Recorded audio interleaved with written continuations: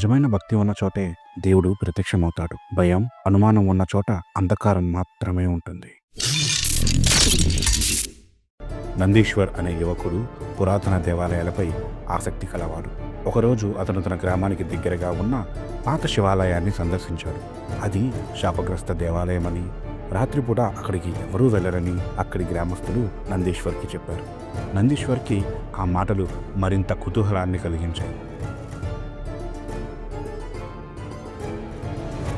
ఆ రోజు రాత్రి టార్చ్ లైట్ పట్టుకుని అతను దేవాలయంలోకి అడుగుపెట్టాడు. లోపల అంతా చీకటి.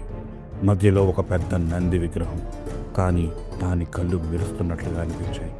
అతను దగ్గరగా వెళ్ళేసరికి కళ్ళల్లో నీలి వెలుగులు వెలుగుతున్నాయి. ఒక్కసారిగా గాలి దూసుకొచ్చింది. గుడి గంటలు వాటికి అవే మ్రోగడం మొదలుపెట్టాయి.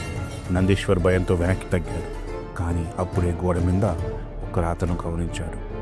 భయపడవద్దు, విశ్వాసం ఉన్నవారికే దేవుడు ప్రత్యక్షమవుతాడు అని. ఆ మాటలు చదివిన వెంటనే వెలుగు ఒక రూపం తీసుకుంది. నంది విగ్రహం వెనుక ఒక గృహ తెరుచుకుంది.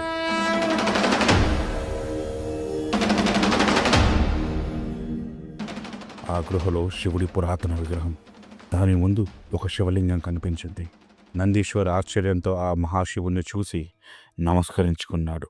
ఇంతలో పెద్దగా మృదంగ ధ్వని వినిపించడంతో